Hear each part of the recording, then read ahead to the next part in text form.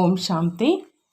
அவ்யக்த முரளி 15/5/1983. அவ்யக்த பாப்தாதா, மதுபன். இன்றைய முரளியின் தலைப்பு பறக்கும் கலையில் செல்வதற்கான விதி மற்றும் புண்ணிய ஆத்மாக்களின் அடையாளங்கள். இன்று தோட்டத்து சொந்தக்காரர் தந்தை தன்னுடைய ஆன்மீக தோட்டத்தில் நறுமணம் நிறைந்த மலர்களை மற்றும் நாளைய நன்மைக்காக விசேஷமாக பொறுப்பாளராக ஆகியிருக்கும் தைரியம் உற்சாகம் நிறைந்த மொட்டுகளையும் பார்த்துட்டு இருக்கிறாங்க. நாளைய எதிர்காலத்தினுடைய ஓவியங்களான சின்னஞ்சிறு குழந்தைகளை பார்த்துட்டு இருக்கிறோன்னு சொல்றாங்க பாபா. அப்போ பாபா மீட் பண்ணும்போது பாப்தாதாவினுடைய எதிரில் சின்னம் சிறு குழந்தைகளுடைய குரூப் அமர்ந்திருந்தது. இந்த சின்னம் சிறு குழந்தைகளை பூமியினுடைய மின்னி கொண்டிருக்கும் நட்சத்திரங்கள் அப்படின்னு பாப்தாதா சொல்றாங்க. இதே அதிர்ஷ்ட நட்சத்திரங்கள் உலகத்துக்கு புதிய ஒளி கொடுப்பதற்கு பொறுப்பாளர் ஆவாங்க. இந்த சிறிய பெரிய குழந்தைகளை பார்த்து பாப்தாதாவுக்கு ஸ்தாபனை காலத்தின் தொடக்க காட்சிகள் நினைவுக்கு வருதான். அந்த சின்னம் சிறு குழந்தைகள் உலகத்துக்கு நன்மை செய்யும் காரியத்தின் ஊக்கம் உற்சாகத்துல அரசியல் தலைவர்கள், மத தலைவர்கள், விஞ்ஞானி ஆத்மாக்கள் விருப்பம் வச்சிருக்கிறாங்க, ஆனா செய்ய முடியல. அந்த காரியத்தை சிறியவர்கள் நாங்கள் செய்து காண்பிப்போம், மேலும் நாங்கள் மிகப்பெரிய காரியம் செய்து காண்பிப்போம் அப்படிங்கிற அந்த திடம் எண்ணம் வைக்கிறவங்க உருவானாங்க. மேலும் இன்று அந்த சின்ன குழந்தைகளினுடைய எண்ணத்தை நடைமுறை ரூபத்துல பார்த்துட்டு இருக்கிறோம்ங்கிறாங்க பாப்தாதா. அந்த குறைவான குழந்தைகளே இன்று சிவசக்தி பாண்டவ சேனை ரூபத்துல காரியம் செஞ்சிட்டு இருக்கிறாங்க. நீங்கள் அனைவருமே யக்ய சரித்திரத்தையோ தெரிஞ்சிருக்கீங்க இல்லையா? இன்று அதே எரிந்து கொண்டிருக்கும் தீபங்கள் மூலமா நீங்கள் அனைவரும் தீப மாலையாக ஆகி தந்தையினுடைய கழுத்து மாலையாக ஆகிட்டீங்க. இப்பொழுதும் சிறிய சிறிய குழந்தைகளை பார்த்து ஒவ்வொரு குழந்தையிலும் உலகின் நாளைய அதிர்ஷ்டம் நிறைந்தவர்கள் அப்படிங்கிற அந்த சித்திரம் தென்படுது. அனைத்து குழந்தைகளும் தன்னை என்ன நினைக்கிறீங்கன்னு பாப்தாதா கேட்குறாங்க. நீங்கள் அதிர்ஷ்ட நட்சத்திரங்கள் தான் இல்லையா? இன்றைய நாளோ குழந்தைகளுக்கான நாள். பெரியோர்களோ கேலரியில் அமர்ந்து பார்க்குறவங்க. பாப்தாதாவும் குழந்தைகளை பார்த்து விசேஷமாக மகிழ்ச்சி அடைகிறாங்க. ஒவ்வொரு குழந்தையும் அநேக ஆத்மாக்களுக்கு தந்தையினுடைய அறிமுகம் கொடுத்து தந்தையினுடைய ஆஸ்திக்கு உரியவர்களாக ஆக்குறவங்க இல்லையா? பொதுவாக குழந்தைகளை மகாத்மான்னு சொல்லுவோம். உண்மையிலும் உண்மையான மகான் ஆத்மாக்கள், அதாவது சிரேஷ்ட தூய்மையான ஆத்மாக்கள் நீங்கள் அனைவரும் தான். அந்த மாதிரி மகான் ஆத்மாக்கள் எப்பொழுதும் தன்னுடைய ஒரே ஒரு திட எண்ணத்தில் இருக்கீங்களா? எப்பொழுதும் ஒரு தந்தை, மேலும் ஒருவரினுடைய ஸ்ரீமத் படிதான் நடக்கணும் அப்படிங்கிற இந்த உறுதியான நிச்சயத்தை செய்திருக்கிறீர்கள் இல்லையா? உங்களுடைய இடங்களுக்கு சென்றதுக்கு அப்புறம் வேறு யாருடைய தொடர்புலையோ வரப்போகிறவங்க இல்லை இல்லையா? உங்கள் அனைவருடைய புகைப்படம் பிடிக்கப்பட்டுடுச்சு. ஆகையினால எப்பொழுதும் தன்னுடைய சிரேஷ்ட வாழ்க்கையை நினைவில் வச்சுக்கிங்க. நாம் ஒவ்வொரு குழந்தையும் உலகின் அனைத்து ஆத்மாக்களினுடைய சிரேஷ்ட பரிவர்த்தனைக்கு பொறுப்பாளர் அப்படிங்கிறத எப்பொழுதும் நினைவில் வச்சுக்கிங்கிறாங்க பாபா. இவ்வளோ பெரிய பொறுப்பை எடுப்பதற்கு தைரியம் இருக்குதான்னு கேட்குறாங்க.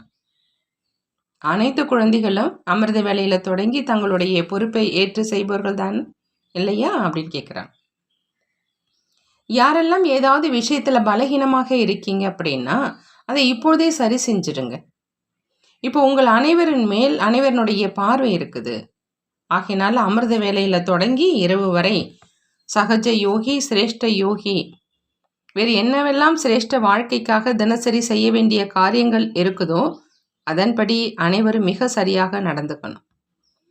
இந்த கவனத்தை இப்பொழுதிலிருந்து திட எண்ணம் ரூபத்தில் வைக்கணும். அனைவருக்கும் யோகியினுடைய லட்சணங்கள் தெரியுமா அப்படின்னு பாபா கேட்குறாங்க. ஒவ்வொரு குழந்தையும் பாப்தாதாவின் ஒவ்வொரு விஷயத்திலும் சரி ஐயா அப்படின்னு பதில் கூறிக்கொண்டே இருக்கணும். யோகி ஆத்மாக்களின் அமர்வது, நடத்தை, திஷ்டி என்னவாக இருக்கும் அப்படிங்கிற இந்த அனைத்தையும் தெரிஞ்சிருக்கீங்களா? இந்த மாதிரியே நடந்துக்கிறீங்களா அல்லது கொஞ்சம் கொஞ்சம் விளையாட்டுத்தனம் இருக்கா? நீங்கள் அனைவரும் யோகி ஆத்மாக்கள் தான் இல்லையா அப்படின்னு கேட்குறாங்க பாபா. உலகத்தினர் என்ன செய்கிறாங்களோ அதை குழந்தைகள் நீங்கள் செய்யக்கூடாது. மகான் ஆத்மாக்கள் நீங்கள் அந்த மாதிரி அமைதி சொரூபமாக இருங்க. எவ்வளவுதான் பெரிய மனிதர்களாக இருந்தாலும், ஆனால் அமைதி சொரூப ஆத்மாக்கள் உங்களை பார்த்து அமைதியை அனுபவம் செய்யணும். மேலும் இவங்க சாதாரண குழந்தைகள் இல்லை, ஆனால் அனைவரும் தெய்வீக குழந்தைகள் என்பதுதான் தென்படணும். எல்லாருக்கும் வித்தியாசமானவங்க மற்றும் விசேஷ ஆத்மாக்கள் அப்படிங்கிறது தென்படணும். நீங்கள் அந்த மாதிரி நடந்துக்கிறீங்களா? பாபா அப்படி கேட்குறான். இப்பொழுதிலிருந்தே இதையும் பரிவர்த்தனை செய்யணும். இன்று விசேஷமாக அனைத்து குழந்தைகளை சந்திப்பதற்காகத்தான் பாப்தாதாக வந்திருக்காங்க. புரிந்ததா அப்படின்னு கேட்குறாங்க. குழந்தைகளோடு பெரியவர்களும் வந்திருக்கிறாங்க. வந்திருக்கும் அனைத்து குழந்தைகளுக்கும் பாப்தாதா விசேஷ நினைவு கொடுக்குறாங்க. கூடவே தற்சமயத்துக்கு ஏற்ற மாதிரி பாப்தாதா அனைத்து குழந்தைகளையும் பறக்கும் கலையில் கொண்டு செல்கிறாங்க அப்படிங்கிறத அனைவரும் தெரிஞ்சிருக்கீங்க.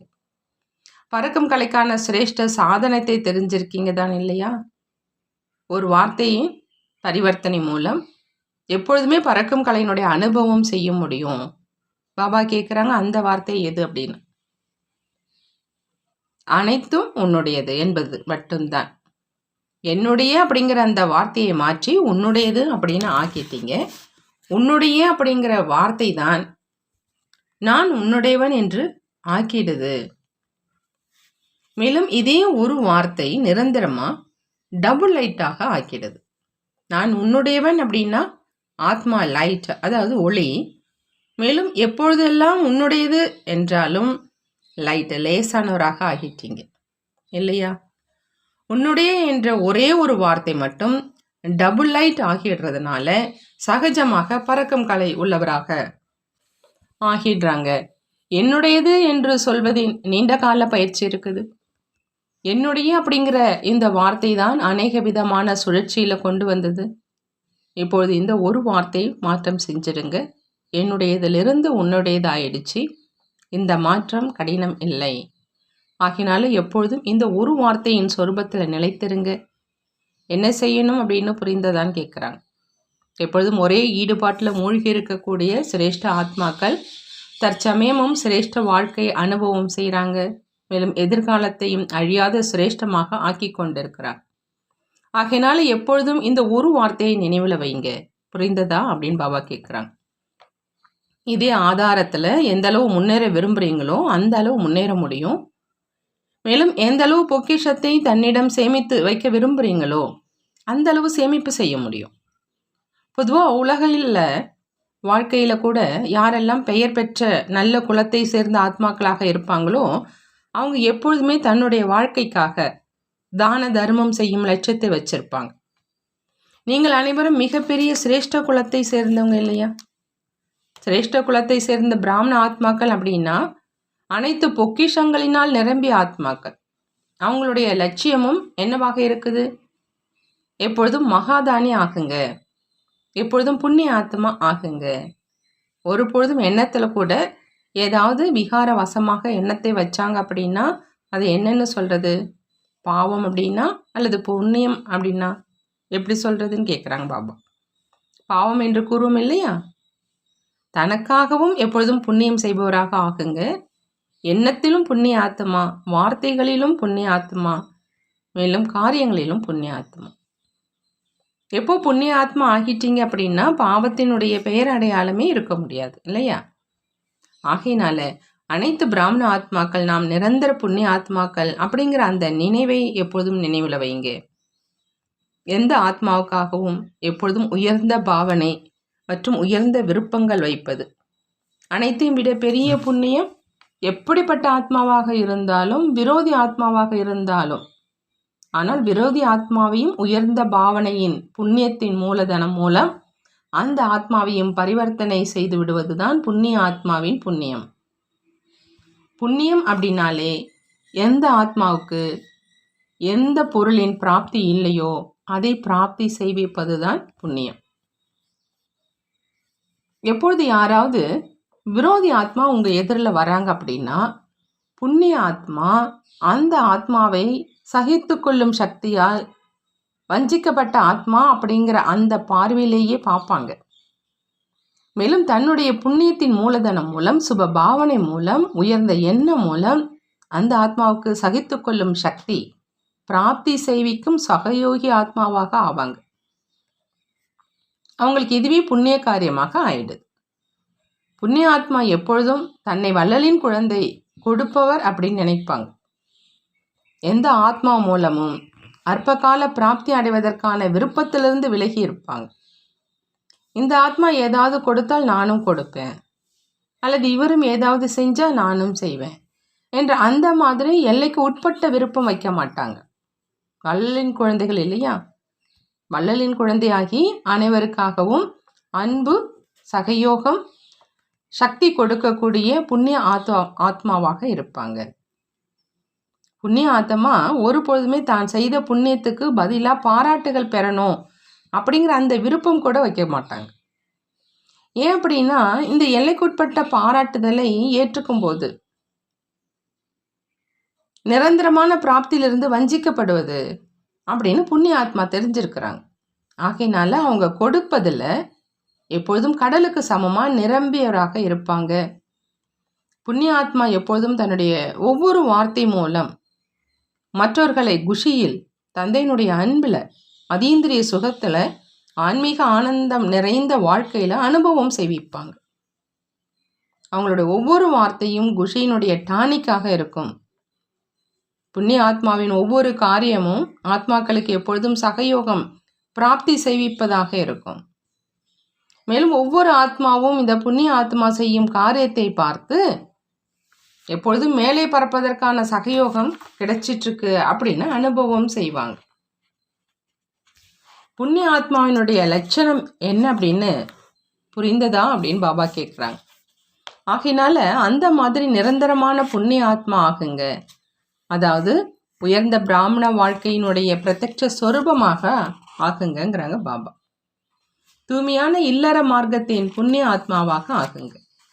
அப்போதான் அந்த மாதிரியான புண்ணிய ஆத்மாக்களின் பிரபாவத்தினால பாவத்தினுடைய பெயர் அடையாளம் முடிவடைஞ்சிரும். நல்லது. அந்த மாதிரி எப்பொழுதும் ஒவ்வொரு எண்ணம் மூலம் புண்ணியம் செய்யும் புண்ணிய ஆத்மாக்களுக்கு எப்பொழுதும் ஒரு வார்த்தையின் பரிவர்த்தனை மூலம் பறக்கும் கலையில் செல்லக்கூடிய, எப்பொழுதும் வள்ளலின் குழந்தையாகி அனைவருக்கும் கொடுக்கக்கூடிய விசேஷ ஆத்மாக்களுக்கு பாப்தாதாவினுடைய அன்பு நினைவுகள் மற்றும் நமஸ்காரம் செய்கிறாங்க. நாமும் நம்மளுடைய பாப்தாதாவுக்கு அன்பு நினைவுகள் மற்றும் நமஸ்காரம் செய்வோம். நல்லது. அடுத்ததான் குமாரர்களுக்காக அவ்யக்த பாப்தாதாவினுடைய இனிமையான மகா வாக்கியம் இருக்குது, அதை பார்க்கலாம். பாப்தாதா கேட்குறாங்க, அனைத்து குமாரர்களும் முதல் நம்பர் வரக்கூடியவங்க தான் இல்லையா அப்படின்னு. முதல் நம்பர் 1 இருக்குமா அல்லது இத்தனை இருக்குமா? நல்லது. முதல் டிவிஷனல் வருபவர்களா அப்படின்னு கேட்குறாங்க. முதலில் வருபவர்களினுடைய விசேஷம் என்னவாக இருக்கும் என்று அதை தெரிஞ்சிருக்கீங்களான்னு கேட்குறாங்க. முதல்ல வரவங்க எப்போதும் தந்தைக்கு சமமாக இருப்பாங்க. அப்போது சமநிலை தான் நெருக்கத்தை கொண்டு வரும். நெருக்கம் அப்படின்னா சமமாக ஆகிறவங்க தான் முதல் டிவிஷனில் வர முடியும். அப்படின்னா தந்தைக்கு சமமாக எப்போ ஆவீங்கன்னு கேட்குறாங்க பாபா. எப்போ வெற்றி மாலையில் வருபவர்களுடைய வரிசை எண் வெளியாகிடுச்சு அப்படின்னா பிறகு என்ன செய்வீங்க? எப்பொழுது வெளியாகுங்கிற தேதி கிடையாது. ஆனால் இப்பொழுது தான் அந்த நேரம். இதில் கடினம் இருக்குதா அப்படின்னு கேட்குறாங்க பாபா. குமாரர்களுக்கு என்ன கடினம் இருக்குது? 2 பிடி சாதம் சாப்பிடணும், மேலும் தந்தையின் சேவையில் ஈடுபடணும். இதுதான் வேலை இல்லையா? 2 பிடி சாதம் சாப்பிடணும் அப்படிங்கிற அந்த காரணத்துக்காக ஏதாவது வேலை செய்கிறீங்க. அப்படி செய்கிறீங்களா அல்லது பற்றுதலோடு செய்கிறீங்களான்னு கேட்குறாங்க. பற்றுதலோடு செய்வது இல்லை தான் இல்லையா அப்படின்னு கேட்குறாங்க. நிமித்தம் அப்படின்னு சொல்கிறதுனால ஒன்றும் ஆகிறது கிடையாது. குமாரர்கள் என்று சொல்கிறதுனால் செய்வது கிடையாது. சுதந்திரமானவங்க. ஆகையினால தந்தைக்கு சமமாக ஆகணும் அப்படிங்கிற இந்த லட்சியத்தை எப்பொழுதும் வச்சுக்கிங்க. எப்படி தந்தை லைட்டாக இருக்கிறார் அதே மாதிரி நீங்கள் டபுள் லைட்டாக இருக்கணும். மற்றவங்களை பார்க்குறீங்க அப்படின்னா பலகீனமாக ஆயிடுவீங்க. தந்தையை பாருங்கள், தந்தையை பின்பற்றி நடங்க. இதைத்தான் எப்பொழுதும் நினைவில் வச்சுக்கணும். தன்னை எப்பொழுதும் தந்தையின் பாதுகாப்பு குடநிழலுக்குள்ள வச்சுக்கிங்க. பாதுகாப்பு குடநிழலுக்குள் இருக்கிறவங்க மாயாவை வென்றவராக ஆக்கி விடுவாங்க. ஒருவேளை குடநிழலுக்குள் இருப்பதில்லை, சில நேரம் வெளியிலும் சில நேரம் உள்ளேயும் இருக்கிறாங்க அப்படின்னா தோல்வி ஏற்பட்டுடுது. குடைநிழலுக்குள் இருப்பவருக்கு கடின உழைப்பு செய்ய வேண்டியதாக இருக்காது. இயல்பாகவே அனைத்து சக்திகளினுடைய கிரணங்கள் அவரை மாயாவை வென்றவராக ஆக்கிடுது. ஒரு தந்தை அனைத்து உறவுகளினால் என்னுடையவர் அப்படிங்கிற இந்த நினைவு சக்திசாலியான ஆத்மாவாக ஆக்கிடுது. குமார் இப்பொழுது அந்த மாதிரி தனது வாழ்க்கையினுடைய வரைபடத்தை தயார் செஞ்சு காண்பீங்கிறார். அதை பார்த்து அனைவரும் தடையற்ற ஆத்மாக்கள் இருக்கிறாங்க அப்படின்னா இங்கே இருக்கிறாங்க அப்படின்னு சொல்லணும். அனைவரும் விக்ன விநாசக் ஆகுங்க. நீங்கள் குழப்பத்தில் வர்றவர்கள் அல்ல, ஆனால் வாயுமண்டலத்தை மாற்றம் செய்கிறவங்க, சக்திசாலியான வாயுமண்டலத்தை உருவாக்குபவராக ஆகுங்கிறாங்க பாபா. எப்பொழுதும் வெற்றி கொடியை பறக்க விட்டு கொண்டே இருங்க. அந்த மாதிரி விசேஷ வரைபடத்தை தயார் செய்யுங்க. எங்கு ஒற்றுமை இருக்குதோ அங்கு சகஜமாக வெற்றி இருக்குது. ஆனால் கீழே தள்ளுவதில் ஒற்றுமையாக இருக்காதீங்க, ஆனால் முன்னேற்றம் செய்வதில் வையுங்கிறாங்க. எப்பொழுதும் பறக்கும் கலையில் செல்லணும், மேலும் அனைவரையும் அழைத்து செல்லணும் அப்படிங்கிற இந்த லட்சியம் இருக்கட்டும். குமார் அப்படின்னா எப்பொழுதும் கட்டளைப்படி நடப்பவர், உண்மையானவர், ஒவ்வொரு அடியிலும் தந்தையை பின்பற்றி நடப்பவர். எது தந்தையினுடைய குணமோ அது குழந்தைகளினுடையது, எது தந்தையின் காரியமோ அது குழந்தைகளினுடையது, எது தந்தையினுடைய சமஸ்காரமோ அது குழந்தைகளினுடையது. எதைத்தான் தந்தையை பின்பற்றி நடப்பது என்று சொல்றது. தந்தை என்ன செய்தாரோ அதை தான் மீண்டும் செய்யணும், காப்பி செய்யணும். இந்த காப்பி செய்கிறதுனால முழு மதிப்பெண்கள் கிடைச்சிடும். வெளி உலகத்தில் காப்பி செய்கிறதுனால மதிப்பெண் குறைஞ்சிடும், மேலும் இங்கு முழு மதிப்பெண் கிடைச்சிருது. ஆகையினால என்னவெல்லாம் மனதில் எண்ணம் வைக்கிறீங்களோ அதை இது தந்தைக்கு சமமானதா அப்படின்னு முதல்ல சோதனை செய்யுங்க. ஒருவேளை இல்லை அப்படின்னா அதை மாற்றிடுங்க. ஒருவேளை சமமாக இருக்குது அப்படின்னா நடைமுறையில் கொண்டு வாங்க. எவ்வளோ சுலபமான வழி இது.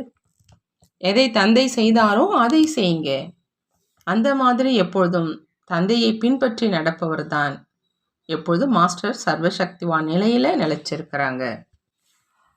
தந்தையின் ஆஸ்தியே அனைத்து சக்திகள் மற்றும் அனைத்து குணங்கள் தான்.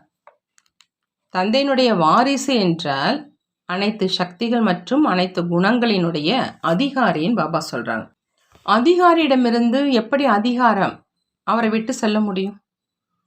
ஒருவேளை அலட்சியமானவராக ஆனீங்க அப்படின்னா மாயா திருடிடும். மாயாவுக்கும் மிக நல்ல வாடிக்கையாளர்களாக பிராமணன் தான் தென்படுறார். ஆகையினால அதுவும் வாய்ப்பை எடுத்துக்கொள்ளுது. அரைக்கல்பம் அதனுடைய துணைவர்களாக இருந்திருக்கீங்க. ஆகையினால அது தன்னுடைய துணைவர்களை அப்படியே விட்டுடுமா என்ன? மாயாவினுடைய வேலை வருவது, மேலும் உங்களுடைய வேலை அதன் மேல் வெற்றி அடைவது. பயப்படக்கூடாது. வேட்டைக்காரன் எதிரில் வேட்டையாட வேண்டியது வருது அப்படின்னா பயப்படுவாங்களா என்ன? மாயா வருது அப்படின்னா வெற்றி அடையுங்க, பயப்படாதீங்கிறாங்க பாபா. நல்லது. டீச்சர்களோடு பாப்தாதா சந்திக்கிறாங்க. நீங்கள் பொறுப்பில் இருக்கும் சேவாதாரிகள். பொறுப்பாளர் என்று சொல்கிறதுனால யார் பொறுப்பாளர் ஆக்கி இருக்கிறார் அப்படிங்கிறது நினைவு சகஜமாகவே வந்துடுது. எப்பொழுதெல்லாம் சேவாதாரிங்கிற வார்த்தை சொல்கிறீங்க அப்படின்னா அந்த வார்த்தைக்கு முன் பொறுப்பு அல்லது கருவி என்று அவசியம் சொல்லுங்க. இன்னொன்று கருவி அப்படின்னு நினைக்கிறதுனால இயல்பாகவே பணிவு வந்துடும். மேலும் யார் எவ்வளோ பணிவானவராக இருப்பாங்களோ அந்த அளவு பலன் அளிப்பவராக இருப்பாங்க. பணிவானவர் ஆவது அப்படின்னா பலன் சொரூபம் ஆவது. பாபா பணிவானவர் ஆவதுன்னா சொல்கிறாங்க பலனுடைய சொரூபமாக ஆகிறது அப்படின்னு. நீங்கள் அனைவருமே பொறுப்பு சகோதரிகள் தான். தன்னை ஒரு கருவி அப்படின்னு புரிஞ்சு நடந்துக்கிறீங்க. கருவி என்று புரிந்து கொள்பவர் எப்பொழுதும் லேசானவராகவும் எப்பொழுதும் வெற்றி அடைபவராகவும் இருப்பாங்க. எந்தளவு லேசாக இருப்பீங்களோ அந்தளவு வெற்றி அவசியம் இருக்கும். சில நேரம் சேவை குறைவாக இருக்குது, சில நேரம் அதிகமாக இருக்குது அப்படின்னா சுமையாகவோ அனுபவம் ஆவதில்லையே. என்ன ஆகும், எப்படி ஆகும் அப்படிங்கிற அந்த சுமையாகவோ ஆகிறது கிடையாது இல்லையா? செய்விப்பவர் செய்வித்து கொண்டு இருக்கிறார், நான் ஒரு கருவியாக மட்டும் காரியம் செஞ்சிட்ருக்கிறேன் அப்படிங்கிறது தான் சேவாதாரியினுடைய விசேஷம். எப்பொழுதும் தன்னுடைய முயற்சியின் மீது மற்றும் சேவையின் மீது திருப்தியாக இருங்க. அப்போ தான் யாருக்கு பொறுப்பாளர் ஆகியிருக்குங்களோ அவர்களிலும் திருப்தி இருக்கும். எப்பொழுதும் திருப்தியாக இருப்பது, மேலும் மற்றவர்களை திருப்தியாக வைத்துக் கொள்வது, இதுதான் விசேஷம்னு சொல்கிறாங்க. தற்சமயத்தின் கணக்கின் பிரகாரம் சேவாதாரிகள் செய்ய வேண்டிய சேவை எது? அனைவரையும் சுமையற்று இருப்பவர்களாக ஆக்கும் சேவை. பறக்கும் கலையில் கொண்டு செல்வதற்கான சேவை. எப்போ சுமையற்றவர்களாக இருப்பாங்களோ அப்போதான் பறக்கும் கலையில் கொண்டு செல்ல முடியும். அனைத்து விதமான சுமையிலிருந்து தன்னையும் லேசாக ஆக்குபவர், மேலும் அனைவரின் சுமையையும் லேசாக ஆக்குபவர். எந்த ஆத்மாக்களுக்கு பொறுப்பாளராக இருக்கீங்களோ அவங்களை லட்சியம் வரை சென்றடையவோ செய்ய வேண்டும் இல்லையா? தங்கி போகவோ மாட்டிக்கொள்ளவோ வைக்கக்கூடாது. ஆனால் சுமையற்றவராகி சுமையற்றவர் ஆக்கணும். சுமையற்றவர்கள் ஆனீங்க அப்படின்னா இலக்கை தானாகவே சென்றடைஞ்சிருவீங்க. சேவாதாரிகள் செய்ய வேண்டிய தற்சமயத்து சேவை இதுதான். பறந்துக்கிட்டே இருங்க, பறக்க வச்சுக்கிட்டே இருங்க. உங்கள் அனைவருக்கும் சேவையினுடைய லாட்ரி கிடைச்சிருக்குது. இந்த லாட்ரியை எப்பொழுதும் காரியத்தில் ஈடுபடுத்திக்கிட்டே இருங்க. ஒவ்வொரு வினாடியும் மூச்சுக்கு மூச்சு சேவை நடந்துக்கிட்டே இருக்கட்டும். இதுலேயே எப்பொழுதும் பிஸியாக இருங்கன்னு பாபா சொல்கிறாங்க. நல்லது. பாபா வரதானம் கொடுக்குறாங்க. சுகஸ்வரூபமாகி முழு உலகத்தில் சுகத்தினுடைய கிரணங்களை பரப்பக்கூடிய மாஸ்டர் ஞான சூரியன் ஆகுக. மாஸ்டர் ஞான சூரியனாக ஆகணும் அப்படின்னா பாபா சொல்கிறாங்க, சுகஸ்வரூபமாக ஆகி முழு உலகத்தில் சுகத்தினுடைய கிரணங்களை பரப்பணும். எப்படி தந்தை ஞானக்கடல் சுகக்கடலாக இருக்கிறாங்க, அதே மாதிரி நீங்களும் ஞான சொரூபம் சுகஸ்வரூபமாக ஆகுங்க. ஒவ்வொரு குணத்தின் வர்ணனை மட்டும் செய்வேனா, நான் அதனுடைய அனுபவம் இருக்கணும். நீங்கள் எப்போ சுகஸ்வரூபத்தினுடைய அனுபவியாக ஆகுவீங்களோ அப்போ சுகஸ்வரூப ஆத்மா உங்கள் மூலம் சுகத்தின் கிரணங்கள் உலகத்தில் பரவும். எப்படி சூரியனுடைய கிரணங்கள் நாலாபுரங்களிலும் போகுது, அதே மாதிரி எப்பொழுது உங்களுடைய ஞானம் சுகம் ஆனந்தத்தினுடைய கிரணங்கள் அனைத்து ஆத்மாக்கள் வரை சென்றடையுதோ அப்போதான் மாஸ்டர் ஞான சூரியன் என்று சொல்வோம் அப்படிங்கிறாங்க. அடுத்த ஸ்லோகனில் பாபா சொல்கிறாங்க, யார் தன்னுடைய வார்த்தை எண்ணம் மற்றும் காரியம் மூலம் தெய்வீகத்தை அனுபவம் செய்விக்கிறாங்களோ அவங்க தான் தெய்வீக ஜென்மம் எடுத்த பிராமணன் ஆவாங்க. யார் தன்னுடைய வார்த்தை எண்ணம் மற்றும் காரியம் மூலம் தெய்வீகத்தை அனுபவம் செய்கிறாங்களோ அவங்க தான் தெய்வீக ஜென்மம் எடுத்த பிராமணன் அப்படின்னு சொல்கிறாங்க பாபா. நல்லது. ஓம் சாந்தி. நன்றி பாபா, நன்றி.